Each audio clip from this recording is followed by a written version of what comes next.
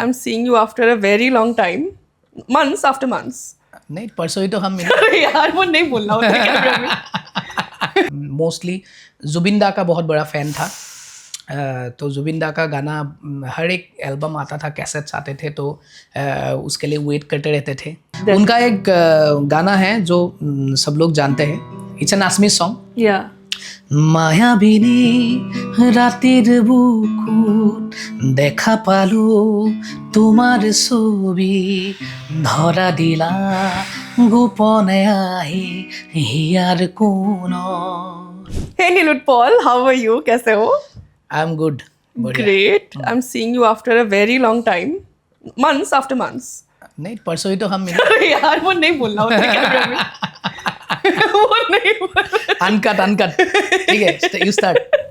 So I want to know, हम सबको जानना है. Tell us about your childhood. I know you're from Assam. I'm from Yeah. Assam, but we all want to know बचपन कैसा रहा, कैसे interest हुआ for music. Tell us more about that. एकदम स्टार्टिंग से बताने जाऊँ तो मैं एकदम बचपन में मैं म्यूज़िक में बहुत ज़्यादा इंटरेस्ट नहीं था। तो खेलने में इंटरेस्ट था, शरारतें करने में इंटरेस्ट था। बाकी मतलब मैं एक्चुअली एक म्यूज़िकल फैमिली से बिलोंग करता हूँ। बाय प्रोफेशन कोई म्यूजिशियंस नहीं है, all are professors and teachers. So बाकी मेरे घर में एक म्यूज़िक का माहौल था। Yeah. My mom used to sing. Wow. और मेरी मौसी है तो वो गाते थे। मैं घर में सब लोग मतलब थोड़ा थोड़ा गाते ही है। Yeah. तो फिर और घर में रिहर्सल्स होते थे, तब मैं गांव में ऐसा क्लब नहीं था, तो घर के आसपास तो जितने भी मतलब सब लोग थे, हमारे घर पे रिहर्सल्स होते थे कुछ फंक्शंस के लिए या कोई भी ओकेजन्स के लिए, फेस्टिवल्स के लिए। तो वैसे एक माहौल मिला था। और मैं my mom used to practice in the morning with a tanpura raga. Yeah so she is to sing classical music. So वैसे मैं तानपुरा का आवाज़ सुन के सुबह उठता था, तो वैसा एक बचपन मेरा रहा है। और बाकी उसके बाद मैं इतना म्यूज़िक बचपन में सुन चुका हूँ घर पे, तो मैं थोड़ा बोर ही हो गया था एक्चुअली। तो ये क्या बात हुआ म्यूज़िक करना, मतलब ये तो मतलब बोर हो गया था मैं। तो पतंग उड़ाना पसंद था, साइकिल लेके घूमना फिरना पसंद था, मछली पकड़ना पसंद था, तो वो सब पसंद था। म्यूज़िक पसंद एकदम नहीं था। मछली कैसे, ऐसे झाल के साथ या ऐसे बोरोखी जो बोलते हैं? बोरोखी। बाय द वे आज पहली बार हम दोनों असमिया हिंदी में बात कर रहे हैं। असमिया हिंदी हम दोनों का मतलब हिंदी मेरा वैसे खराब भी है। हिंदी टूटा फूटा हिंदी है, तो अब कोई कुछ भी समझ में नहीं आया तो आप कमेंट कीजिए, मैं कमेंट पे ही रिप्लाई करूँगा। तो बाकी मतलब वैसे, लेकिन I think after 5th standard so मेरे मम्मी ने मुझे तबला में एडमिशन दे दिया कि तुम तबला सीखो। और मम्मी ने शायद एक चीज़ सोचा था कि मैं बहुत चंचल टाइप का था, तो नटखट था, तो मम्मी को लगा कि इसको थोड़ा म्यूज़िक, क्लासिकल म्यूज़िक में थोड़ा एडमिशन दे देता हूँ, थोड़ा ये शांत हो जाएगा। तो वो भी एक था। और घर में एक भैया आते थे तबला बजाने, तो वो उनको भी देख के मुझे, मम्मी को लगा था कि तू एटलीस्ट पढ़ाई वढ़ाई में तो कुछ कर नहीं पाएगा, एटलीस्ट ऐसे तबला बजा के तुम एटलीस्ट मतलब कुछ कर पाओगे। तो वैसे जर्नी शुरू हुआ। और मेरे मौसी, मामा जी, सब लोगों ने मुझे कहीं फंक्शंस होता था तो गाना सिखा के गाने के लिए भेज देता था। मैं फर्स्ट प्राइज़ लेके आता था कैजुअली। तो हाँ, तो वैसे धीरे धीरे मुझे इंटरेस्ट आने लगे। और बचपन में, लेकिन मुझे म्यूज़िक सुनना बहुत पसंद था। अरे वाह। जैसे, और मेरे घर पे चलता था क्लासिकल म्यूज़िक और मैं सुनता था more of a western music. Heavy metal rock? नहीं, हैवी मेटल रॉक में नहीं सुनता था। मैं मतलब सुनता था Bryan Adams, Michael Jackson, Beatles and all. So तो आसपास के एक दो भैया थे, उनसे मैं कैसेट लाया था। मेरे मामा जी सुनते थे घर पे। तो वैसे वेस्टर्न म्यूजिक में वैसे ही नॉर्थ ईस्ट का थोड़ा वेस्टर्न म्यूजिक का कल्चर है। Yes, of course. World music का कल्चर है। So everyone is a musician. Yes. या सो वैसे एक माहौल मिला था, तो मुझे वो सब सुनना पसंद था, तो वैसे म्यूज़िक सुनते थे। और मोस्टली जुबिंदा का बहुत बड़ा फ़ैन था। तो जुबिंदा का गाना हर एक एल्बम आता था, कैसेट्स आते थे, तो उसके लिए वेट करते रहते थे। तो जुबिंदा का गाना सुनता था। और जुबिंदा आई थिंक जुबिंदा को जब देखा मतलब तब आई थिंक कहीं ना कहीं हमारे जनरेशन का जितने भी म्यूजिशियंस है सो आसाम से बिलोंग करते हैं, तो जुबिंदा को देख देख के ही सबका कॉन्फिडेंस आया कि हम लोग म्यूजिक करके भी जी सकते हैं, नौकरी ना करके। एब्सोल्युटली, है ना। सो वैसे ही मेरा भी वैसे ही कॉन्फिडेंस आया। लेकिन फिर मैं क्लास 10th के बाद आई थिंक कॉलेज जब गया, कॉलेज के बाद 12 के बाद मैं I shifted to Guwahati for engineering again and फिर so you're from Jorhat? yeah, I'm from Jorhat originally. It's a small town, Yes. but very cultured Absolutely. people all around. So बाकी उसके बाद मैं गुवाहाटी जब आया तो गुवाहाटी में मतलब बहुत सारे म्यूजिशियंस मिले अच्छे अच्छे कि उसके बाद गुवाहाटी में मैं काम करना शुरू किया। फिर 2013 में मैं एक आसमीज एल्बम रिलीज़ किया। एल्बम का नाम था 7 Unplugged। तो वो अभी भी है, वो स्पॉटिफाई में तुम जाके सुन सकते हो। सुना है शायद मैंने। हाँ, नहीं सुना तुमने? अच्छा। हाँ, तो फिर उसके बाद मैं एक्चुअली 2012 में मुंबई आया था। तो एल्बम का रिकॉर्डिंग करने के लिए तो बोलते हैं ना माया नगरी, तो कुछ तो माया लगा होगा शायद। तो जाके उधर मन नहीं लग रहा था। फिर मैं एक दिन ट्रेन पकड़ के ऐसे आ गया मुंबई। तो क्या करूँगा पता नहीं, लेकिन कोई बड़ा सपना लेके तो मैं आया नहीं था। मैं ऐसे ही आया था, आके देखा यहाँ पे लोग बहुत खुश है, बहुत बढ़िया काम पे प्रोफेशनल है, तो जाके देखते हैं वहाँ पे क्या होता है। सही है। तो मैं ऐसे ही आ गया था without any big dream.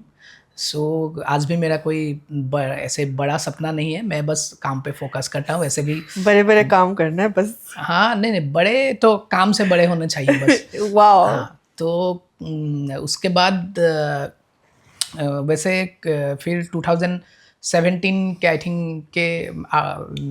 Think March अप्रैल में TVF के साथ मेरा मतलब पहला काम ये हुआ। सो बॉम्बे आने के बाद first work was with TVF के साथ ही क्या? फर्स्ट इंडिपेंडेंट काम मुझे TVF से ये हुआ, स्टार्ट हुआ। और उससे पहले मैं एक्चुअली म्यूजिक प्रोडक्शन का काम करता था। ओके। तो I was not a music composer. Mixing and designing? No, music production only. तो मैं अलग अलग म्यूजिक कंपोजर्स के साथ काम करता था। मैं music producer, as a assistant वैसे काम कर रहा था। फिर मैंने एक आसमीज गाना निकाला था, वो गाने का नाम है माजुली, शायद किसी ने सुना। I love that song. हाँ, तो Majuli is an island. Aniruddha, who is the DOP, he connected with me before you guys started shooting. Yeah. He asked me if I want to be in the team. बहुत long time back. अच्छा। Yeah, and then something or the other didn't happen. मैं तब बॉम्बे में ही थी। Yeah. नहीं तो मैं भी तुम्हारे फर्स्ट म्यूजिक वीडियो के टीम में होती यार। अब बाप रे। अरे वाह। हाँ, anyway, tell us about Majuli. मैं तुम्हारा पॉडकास्ट लेता रहता। Please,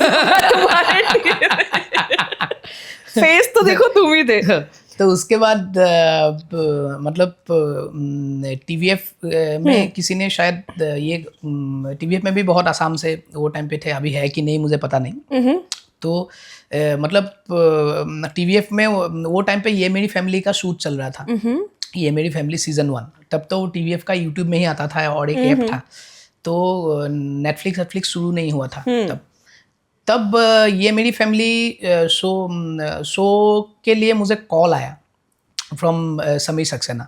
सो उसके बाद कॉल आया फिर मुझे बुलाया एक दिन, बुला के वो एक्चुअली वो माजुली गाने में वो ऑलरेडी शूट कर चुके थे वो गाना लेके, तो उनको गाना इतना पसंद आया। Majuli has the same melody. Yes, मैं बताता हूँ स्टोरी क्या है। हाँ। तो उसके बाद उनके पूरे टीम मतलब वो गाने को लेके एकदम बहुत पसंद करते थे वो गाना। तो वो गाना ही मतलब उनको चाहिए, उसका हिंदी वर्जन बनाने के लिए मुझे बोला। तो 1 महीना कॉल आता रहा, मैंने 1 महीना बोलता रहा कि मैं नहीं कर सकता, मैं आप लोगों का बहुत फैन हूँ, लेकिन ये गाने का हिंदी वर्जन नहीं हो सकता। Very dear to you, to all of us. Because मैं नया गाना बना सकता हूँ, लेकिन ये गाने का हिंदी वर्जन नहीं हो सकता, because every local tune itself has a language. Okay, so this is why I refuse to do the Hindi version. So 1 महीना 1.5 महीना तक कॉल आता रहा। फिर मैं एक दिन खुद गया मिलने, जाके बोला कि मैं कि आपका मुझे वीडियो मुझे दीजिए, मैं आपको एडिट भी नया नहीं करना पड़ेगा, इसी वीडियो के ऊपर मैं एक गाना बना दूंगा. It will be a fresh song, but it will sound like Majuli, which you like.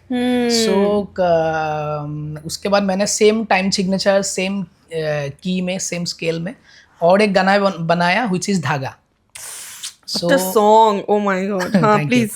So वैसे मेरा धागा के साथ मतलब वैसे धागा बना TVF के साथ, धागा बन गया. तो वो अभी ऐसे ही चल रहा है. उसके बाद ट्रिपलिंग टूटेगा भी नहीं. सही है. हाँ, उसके बाद ट्रिपलिंग एक सीरीज सीजन 2 कर रहा था तब TVF, तो वो पूरा सीरीज मुझे I think 6-7 songs and background score, तो वो मुझे दे दिया वहाँ पे. मतलब पता नहीं उतना ट्रस्ट कैसे आया मेरे पे. तो मुझे जिस दिन पूछा कि हिंदी गाना क्या क्या है, कुछ है क्या सुनने के लिए, मैंने बोला एकदम दादा नहीं है मेरे पास, एक भी हिंदी गाना नहीं है. आप मुझे ब्रीफ दीजिए, मैं बना सकता हूँ. लेकिन बनाने में भी एक्चुअली उतना कॉन्फिडेंस भी मेरा नहीं था. तो उससे पहले तक एक्चुअली मेरा म्यूजिक कंपोजर बनने के लिए कॉन्फिडेंस भी नहीं था. फिर बहुत लोगों ने मुझे दड़ा भी दिया था एक्चुअली. क्यों, किस बात पे? मतलब मैं तब क्या होता था,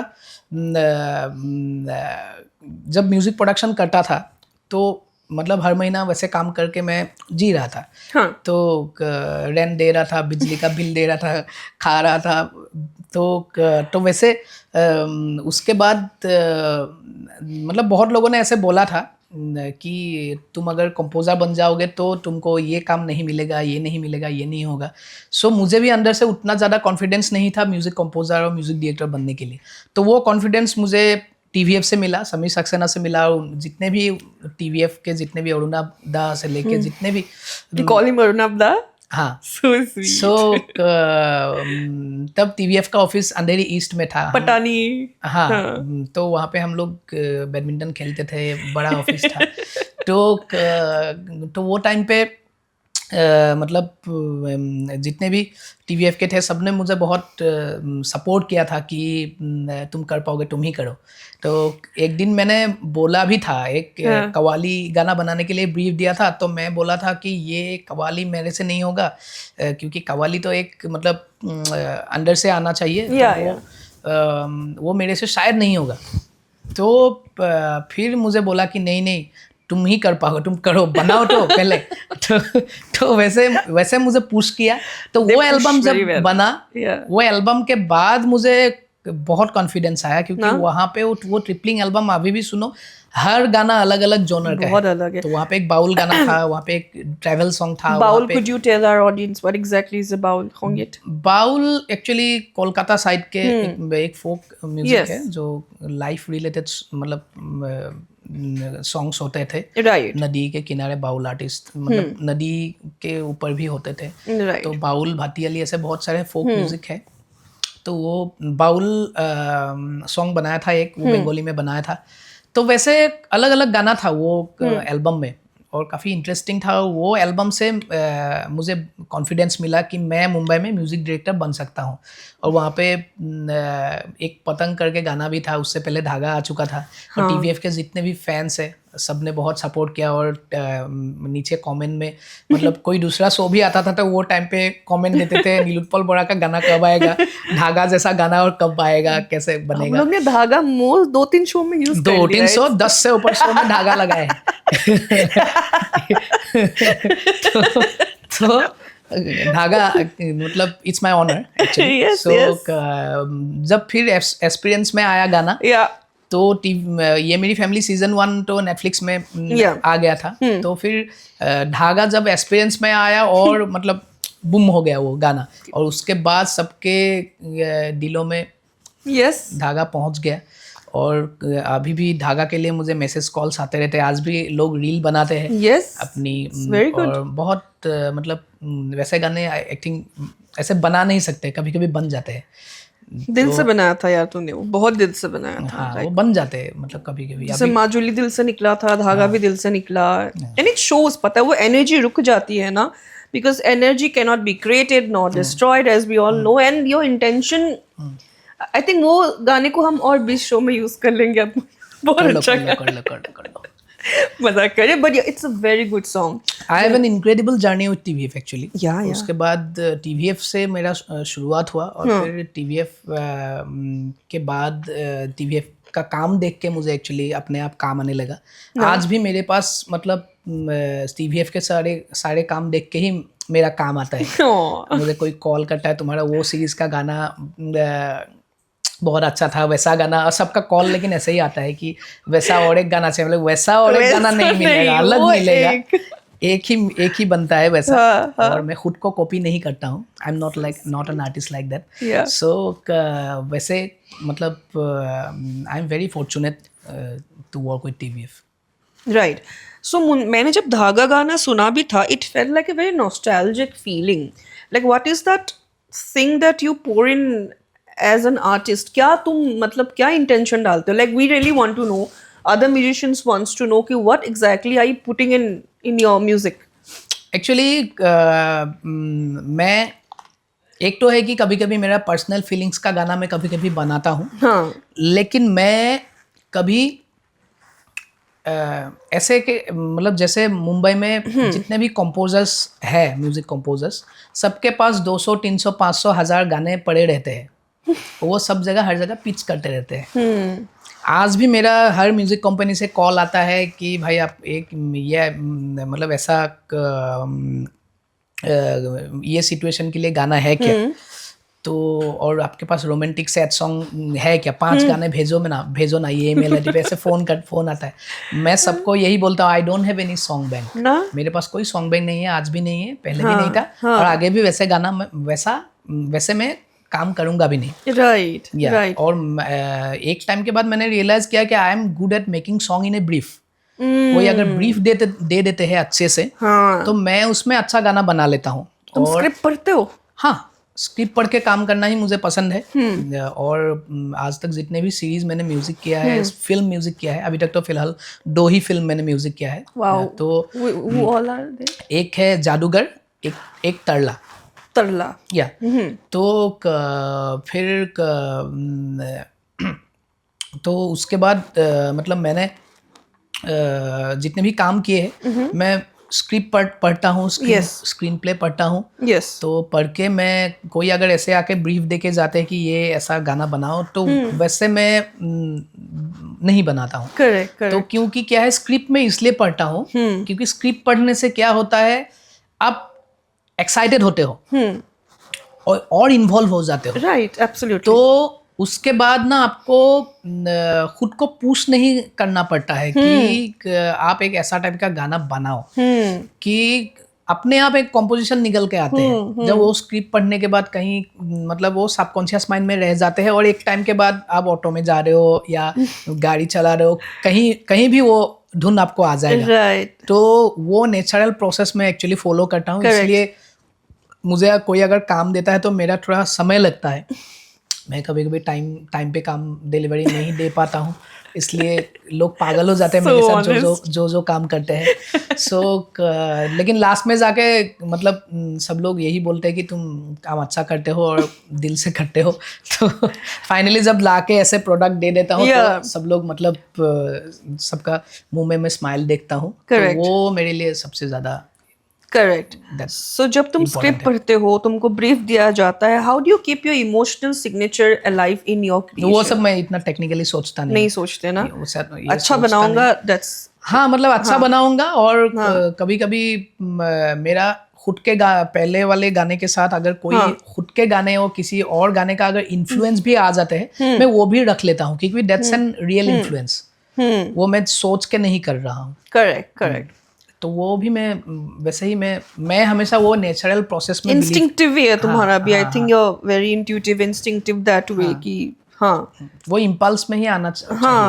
ना एक्चुअली फर्स्ट थॉट को पहले जमाने में काम वैसे ही करते थे सब म्यूजिक कंपोजर्स और सब राइटर्स, सब लोग वैसे ही काम करते थे. ऐसे नहीं कि आज 5 बजे गाना बनाऊंगा. आजकल वैसा हो गया है. तो सॉन्ग्स में इमोशंस, इसलिए 10 में से देखो 8 गाने में ही इमोशंस नहीं है. बहुत कम है, नहीं है. टेक्निकलिटी ज्यादा है. तो वो- Repetitive words, all those. हाँ, Oh my god. तो वो उससे मुझे बच के रहना है बस. Thank you. You're a savior to all of the music lovers. और टीवीएफ ने वो स्पेस एक्चुअली दिया भी है. और टीवीएफ और जिन जिन लोगों के साथ मैंने अभी तक काम Right. किया है मुंबई में, हर प्रोजेक्ट आई थिंक वैसा ही है कि हम लोग जैसे कॉलेज में साथ मिल के प्रोजेक्ट्स करते थे, कुछ काम करते थे, शॉर्ट फिल्म बनाते थे, ये Yeah, करते थे, तो वो नाटक करते थे.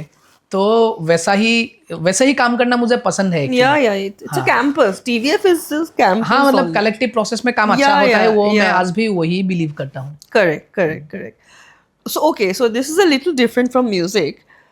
Of course, you're a brilliant musician, but what is that sound, that one sound, which is not an instrument, but you like it? It can be a bird sound, yeah, jharna ka pani. I just want to break the music. I like all the sounds, even the Yeah. distorted ones. Oh, wow.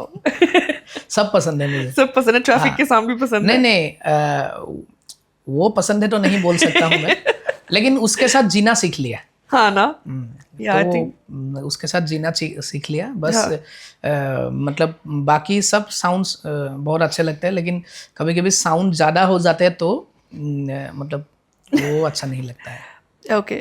सो फार तुमने अपनी journey बताई है, बॉम्बे में आए, TVF में काम किया, लेकिन कभी रिजेक्शन फील हुआ है? अगर फील हुआ है तो how did you deal with it? Like मुझे अब तक कुछ ऐसे स्ट्रगल एज सच सब कुछ प्यारी है तुम्हारी कहानी में. कुछ कभी रिजेक्शन? नहीं, स्ट्रगल वर्ड ही गलत है. हाँ, एक्चुअली वो पीरियड जो होता है ना, वो हमेशा मतलब क्या होता है वो You learn something. हाँ, out मतलब of it. Yeah. वो मेरा तो बहुत अच्छा गया है, वैसा नहीं. मतलब स्ट्रगल उसको बोलते हैं एक्चुअली जिसको खाना मिला नहीं है. Absolutely. और मतलब हमने एक्चुअली बचपन से ही आसाम में और कोलकाता उस साइड में जो सबसे गरीब भी है ना, उनके घर में भी हफ्ते में 3-4 दिन मांस मच्छी रहते हैं. तो इतना आराम की जिंदगी है वहाँ पे. तो मतलब हमने यहाँ पे भी मैं बॉम्बे में भी मतलब लोगों को देखा है कि एक बड़ा पाव खा के पूरे दिन मतलब बिताते हैं, ऑडिशंस देने बाहर लाइन में खड़े होते हैं. Right. तो वो सब मुझे नहीं करना पड़ा बाय गॉड. कभी रिजेक्ट हुआ है कि तुमने बहुत दिल से कुछ गाना बनाया है, फिर उनको पसंद नहीं आया? हाँ, हुआ है ना? ऐसा How हुआ do you है. deal with it? तो वो एक्चुअली मैं बहुत ज़्यादा अपनी क्रिएशंस को लेके अटैच नहीं हूँ. नहीं हो ना? मैं नहीं हूँ. हाँ, मैं नहीं हूँ. कुछ अगर कोई अगर बोल देता है कि ये गाना तुम्हारा मतलब क्या है, देखो म्यूजिक ऐसा चीज़ है कि कोई अच्छा बुरा नहीं होता है. क्रिएटिव चीज़ें, all creative things are good. All मतलब सब अच्छे हैं, लेकिन वो है कनेक्शन बनना. आप अगर डायरेक्टर हो तो आपके साथ वो कनेक्शन बन रहा है कि नहीं बन रहा है. ऐसा नहीं कि आपके साथ कनेक्शन नहीं बन रहा है तो ये प्रोडक्ट खराब है. ऐसा नहीं है. वो किसी और के साथ बनेगा कनेक्शन. तो इसलिए वो रिजेक्शन मतलब ऐसा नहीं कि ये गाना मुझे अभी फेंक देना है या कहीं ये करना है, ऐसा नहीं है. तो इससे और एक अच्छा हुआ कि और एक क्रिएशन मेरा बनेगा, और एक क्रिएशन होगा, तो वो मैं वैसे ही लेता हूँ positively. Correct. So far I know कि तुमने असमीज में गाना कंपोज किया है, हिंदी में किया, इंग्लिश में भी किया है ना? नहीं, इंग्लिश में नहीं किया. इंग्लिश में क्वेश्चन भी मत पूछो मुझे. अरे यार. सो डिफरेंस क्या है? जब हम असम में हम अलग इंस्ट्रूमेंट्स यूज करते हैं, अपनी लिंग्विस्टिक थोड़ी अलग होती है, वी प्रोनाउंशिएट इट डिफरेंटली. वो हिंदी से अलग कैसे होता है? How do you merge it? Compose करने की बात अगर कर रहे हो तो एक्चुअली क्या है, फील थोड़ा अलग अलग है. हाँ. अभी मैं कल पंजाबी गाना बना रहा था, उसका वाइब अलग है, सबका वाइब अलग है. और हमारे ईस्टर्न जोन के जितने भी गाने हैं, मतलब शांत, पीस, मतलब वहाँ पे जैसे कल्चर जैसा है वैसा है. ठीक है, तो लैंडस्केप ऑल्सो. हाँ, तो और यहाँ मतलब जितना भी इंडिया के वेस्ट साइड के म्यूजिक है, so it's more rhythmic. Okay, so more rhythmic. और जैसे अगर राजस्थान का फोक म्यूजिक जैसे होते हैं लोग, वहाँ पे जैसे ड्राई है, उन लोगों के लाइफस्टाइल भी ड्राई है, तो उनके मेलोडीज भी वैसे ड्राई है. Okay. वो ऊंची स्वर में स्टार्ट होता है. Correct. तो That वो is dry. it's all are related. It's called musical geography. So तो वो अलग अलग रीजन का म्यूजिक इसलिए अलग अलग होता है उसके Yeah. नेचर के अकॉर्डिंग और नेचर और लाइफस्टाइल के according. Oh. So Just like food habits, I mean, yes, it's, yes, it's yes. all. या और Wow. And all are connected ना. सो उसके बाद मतलब मैं जब कोई एक मैं बहुत ट्रैवल करता हूँ, मतलब मुझे ट्रैवल करना बहुत पसंद है. Yeah. जब पैसा था भी नहीं फ्लाइट टिकट करने के लिए, तब मैं ट्रेन में 100 रुपये का टिकट करके न्यूज़पेपर लेके नीचे मतलब सो के भी मैं बहुत ट्रैवल किया है. अरे यार, तो मुझे बहुत पसंद है. ये एडवेंचरस स्टोरी है, ये स्ट्रगल्स नहीं. हाँ, हाँ, दिस इज मुझे बहुत पसंद है. तो मैं वैसे पूरा इंडिया जैसे अभी कोई कोई पॉडकास्ट में मैं देखता हूँ हाँ. कि कोई ऐसे आर्टिस्ट और हमारे सीनियर आर्टिस्ट बोलते हैं कि तुम 1 लाख रुपए के आईफोन लेने के पैसे में तुम घूमो पूरा इंडिया. Yeah. तो मुझे कहीं ना कहीं वो सब देख के लगता है कि yes I am in the right track, मैं ऑलरेडी घूम चुका हूँ. कहाँ का? Sorry, हाँ, coming back to the हाँ, तो music. अभी भी आई थिंक है 1-2 स्टेज बचा है मुझे घूमने के लिए. तो लेकिन मैं बहुत घूमना फिरना पसंद है. Right. और घूम के मुझे ऐसे 5 स्टार होटल में रहना वैसा मुझे पसंद नहीं है. गांव में रहना, लोगों के मतलब Rooted घर में रहना हाँ. और उनके कल्चर को देखना, तो वो सब मुझे पसंद है. जा जाके गाना सीखना, तो वो सब मुझे पसंद है. और मैं वैसे जब भी मौका मिले मैं वो साल में 1-2 बार तो मैं करता ही हूँ. 15-20 डेज का ब्रेक लेता हूँ, लेके मैं घूमने जाता हूँ. तो Very important. या सो इसलिए मुझे कभी भी ये फील नहीं हुआ कि मैं मतलब वो पता नहीं वो कैसे नहीं हुआ, पहले से भी नहीं हुआ. कोई अगर राजस्थानी गाना बनाने देते हैं या बॉलीवुड म्यूजिक तो हम पहले से भी सुनते ही थे. तो वो सब म्यूजिक ही है, बस आपको शिफ्ट करना. राइट. कैसे आप शिफ्ट कर रहे हो हाँ. वो जोन में, वो आना चाहिए. नो, तुमने बहुत सही बात बताई कि dry music in Rajasthan and I never, मैंने ऐसा सोचा ही नहीं. And it's a new perspective. I am sure they also. New perspective नहीं है. नहीं, मेरे लिए तो है भाई. मेरे उसमें तो न्यू पर्सपेक्टिव इट्स ही है. Not your department, that's why. May be, या दैट्स व्हाई. या सो उसके बाद मतलब वो कैसे शिफ्ट करते हो उसके ऊपर ही है. अभी अरिजीत सिंह का भी देखो, जैसे वो ही इज फ्रॉम बंगाल, या है ना. तो वो जब गजल गाते हैं लगते है कि वो गजल बैकग्राउंड से ही है ना. जब कवाली गाते हैं लगेगा कि भाई ये मुस्लिम फैमिली में ही बड़ा हुआ है. तो वो कैसे मुझे मतलब वो बहुत इंटरेस्टिंग लगता है. और मुझे नया चीज नए जोन में शिफ्ट करना मुझे राइट तो बहुत अच्छा लगता है. Right, because music singing also I feel is more or less like an acting also, because when Lata Mangeshkar and all used to sing, वो भी एकदम character में घुस के, like how they used to perform and like sing. अगर वो character on screen हंस रहा है, वो भी हंस के गाना गा रही है. This is so, yes, it's like it's acting only. It's acting, yeah, absolutely. पर आजकल तो वो नहीं है. आजकल तो as you said, it's all formulated. वैसे काम करने वाले लोग भी हैं. Definitely.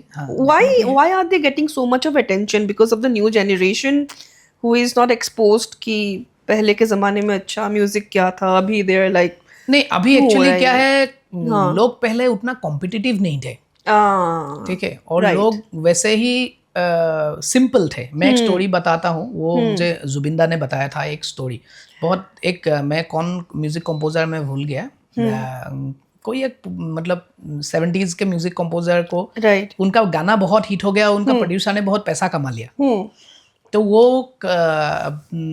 जब बहुत पैसा कमाया प्रोड्यूसर ने, तो उनको आके पूछा कि मैंने बहुत पैसा कमाया, आपके गाने के वजह से मेरा फिल्म बहुत चला, तो आपको मैं कुछ देना चाहता हूँ, तो आपको क्या चाहिए. तब उन्होंने बोला कि मैं स्टूडियो से घर और घर से स्टूडियो मतलब आने के लिए मेरे पास साइकिल नहीं है, एक साइकिल दे दो. तो देखो, तो वैसे जो सोच सकता है, इतना सिंप्लिसिटी, इतना ऑर्गेनिक लाइफस्टाइल, सो वो आर्टिस्ट तो गाना बनाएगा तो कुछ भी बनाएगा तो मतलब it will be a masterpiece. Those of you don't know who Zubin Da is, please Google about him, and we love him. Like I get emotional. The world knows him now. The world knows him actually. I mean, for those who are still living under a rock, so yeah. तो वो एक reason है. और आज के time पे time बदल गया है एक्चुअली. टाइम के साथ म्यूजिक भी चेंज होता है, लोग भी चेंज होते हैं, लोगों का नजरिया भी चेंज होता है. सब कुछ change is constant, definitely. Correct, absolutely. So अभी लोग बहुत कॉम्पिटिटिव हो गया है और खुद को लेके भी कि मैं ये गाना आज बनाया, हाँ 2 महीना बाद मैं और एक गाना नहीं बनाऊंगा तो लोग मुझे भूल जाएंगे। डेफिनेटली लोग भूल भी जाते हैं, एक तो लेकिन ADHD सबको है आजकल, या मतलब this लेकिन reels culture, लेकिन हाँ आई थिंक मुझे लगता है अभी भी ये चीज को ऐसे सोचना चाहिए कि मैं ऐसा एक गाना बनाऊंगा जिससे मुझे 20 साल लोग याद रखें। वैसे भी एट द एंड किसी को भी कोई याद नहीं रखने वाला, सब भूल जाते हैं सब। हाँ, लेकिन that's the truth, that is the reality. Yes, लेकिन absolutely. बात ये है कि हम अगर वैसे सोच रहे हैं तो काम भी वैसा करना पड़ेगा। अगर तुम जो गाना बना रहे हो उसका अगर सस्टेनेबिलिटी अगर 2 महीने की है, जब तक वो प्रमोशन चलता रहेगा तब तक सुनेंगे लोग। मतलब वो एक नहीं होना चाहिए मुझे लगता है, और इसका जल्दबाजी भी नहीं होना चाहिए कि मेरा अभी एक फिल्म आया, नेक्स्ट फिल्म मेरा कब आएगा। ऑप्शंस भी बहुत है ना लोगों के पास आजकल, so I think they move on quickly from. Yes, so वो किसी के दिलों में जगह बनाना बहुत मतलब इम्पोर्टेंट है। और वो एक्चुअली मैं बहुत ब्लेस फील करता हूँ कि मेरे 2-4 गाने हैं जो 10 साल पहले बनाए हैं, 5 साल पहले बनाए हैं, आज भी लोग स्टोरीज में लगाते हैं, आज भी मुझे मैसेज करते हैं। और कभी कभी तो ऐसे इमोशनल मैसेज आते हैं इंस्टाग्राम में कि आपके लाइफ में गाने ने मेरा जिंदगी चेंज किया है, पूरा देश को मतलब बदल देंगे ऐसा तो नहीं हो सकता, लेकिन अगर किसी के लाइफ में अगर कोई आपके गाने में इम्पैक्ट लाया है जो विच इज पॉजिटिव, तो वही एक्चुअली बहुत इम्पोर्टेंट है। और कहीं ना कहीं सोशल रेस्पॉन्सिबिलिटीज भी होने चाहिए, तो वो भी इम्पोर्टेंट है। तभी एक कंप्लीट आर्टिस्ट बन सकते हैं आई थिंक।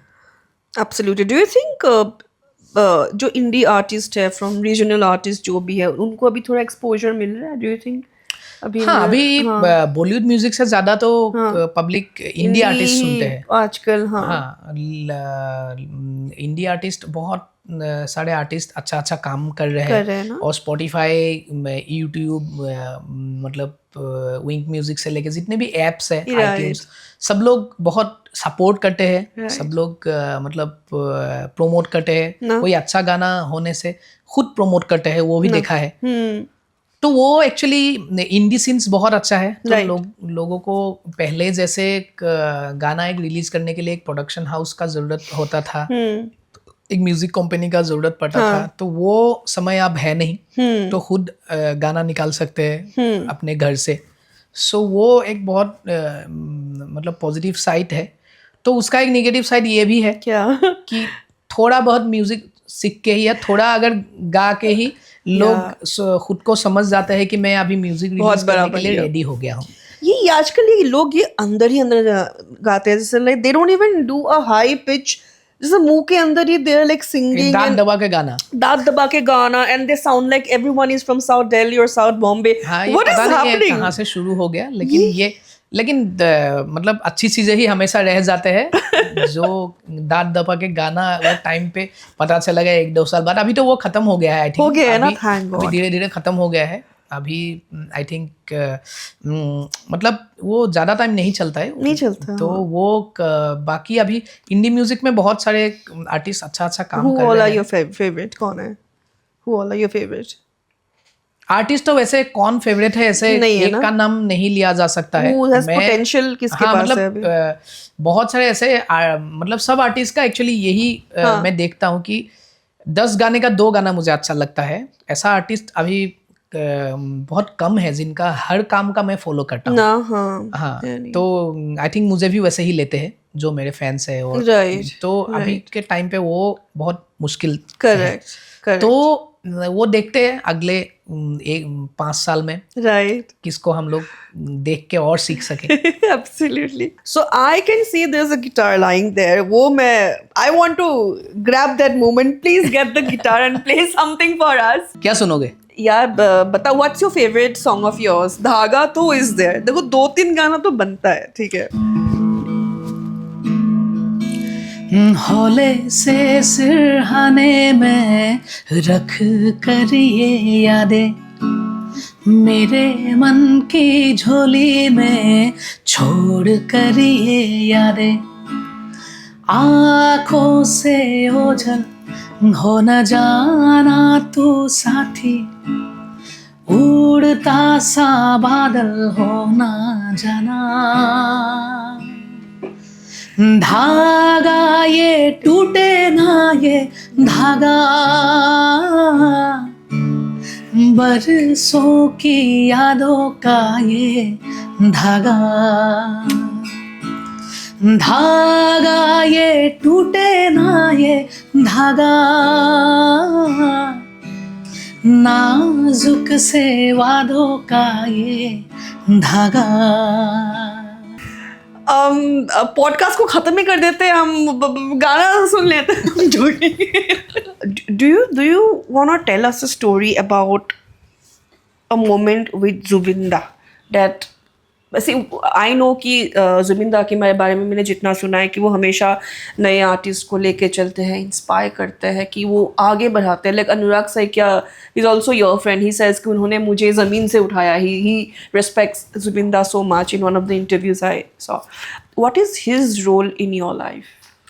मैं 20 साल पहले उनको मिला था, तो इट्स बिन 20 years उनके साथ जो मेरा जर्नी है।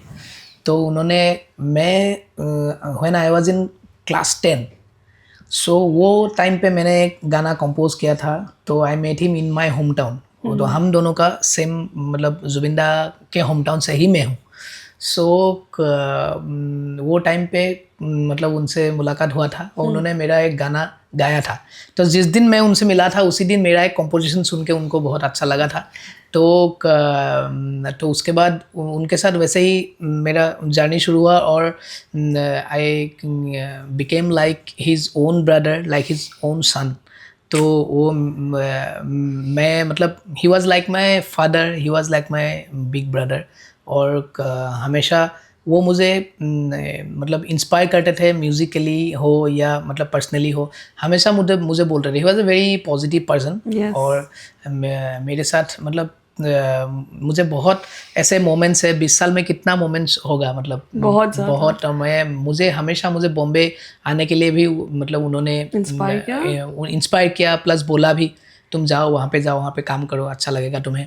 तो हर स्टेप में ही एक्चुअली जुबिंदा का ये है। और जब मैंने जो ट्रिपलिंग बोला था, तो ट्रिपलिंग में जब मुझे काम मिला था तो मैं बोला उनको कि भैया ऐसे मिला है, मैं कर रहा हूँ, आपको सुनाऊंगा गाना। तो वो एक दिन सुनने के लिए बॉम्बे आया था, तो स्टूडियो में भी आके मैंने गाना सुनाया उनको, वो बहुत खुश हुए। मैं फिर उनको बोला कि भैया एक गाना आप भी गा दो।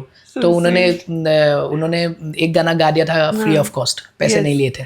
सो तो उन्होंने ट्रिपलिंग में वो गाना है तू कहाँ करके। सो बहुत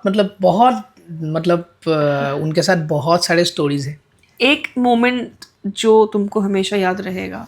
we all know that he is no more here, but whenever you think about that moment you may be might get a little emotional और like you feel like oh shit he is no more here, ऐसा कुछ? मैं actually सोचता नहीं हूँ कि ही is no मोर, मैं भी नहीं सोचती। पहले जैसा मस्ती नहीं होगा अभी।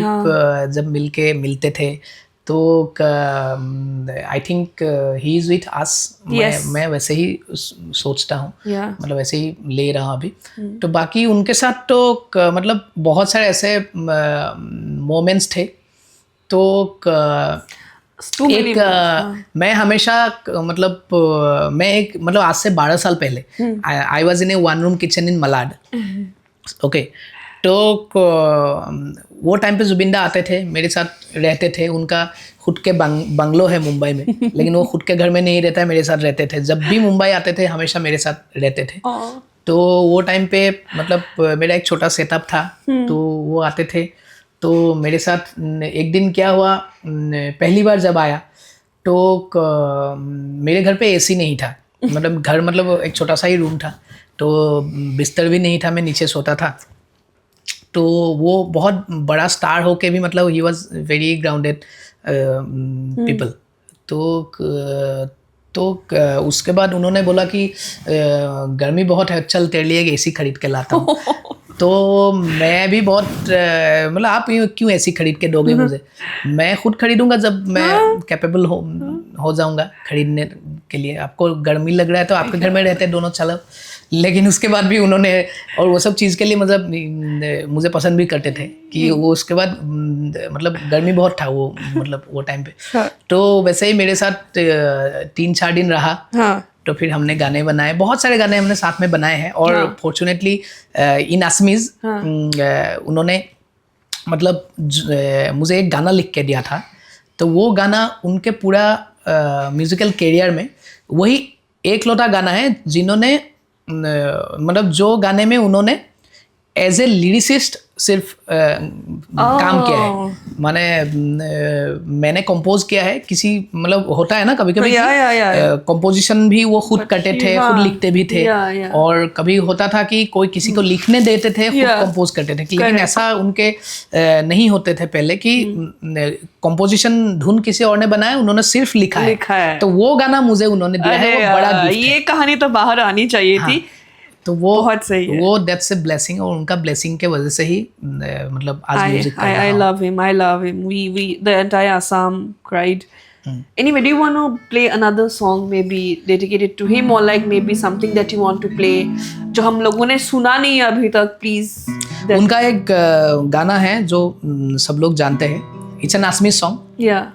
मायाबिनी रातिर बुकुत देखा पालो তোমার ছবি ধরা দিলা গোপনে আহি হিয়ার কোণত তুমি যে মোৰ শুকান মনত নিয়ৰৰে চেঁচা টোপাল নামি অহা ৰ'দৰে নৈ মোৰ দেহৰ প্ৰতি পুৱা ধুমুহাৰ সতে মোৰ বহু যুগৰে নাচোন এধাৰো সঁচা মোৰ বহু দিনৰে আপোন নিজানৰ গান মোৰ শেষ হ'ব ভাবো তোমাৰ বুকুত মায়াবিনী রাতির বুকুত দেখা পালো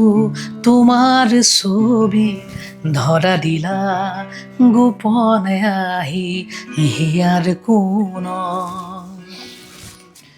He has 40,000 songs.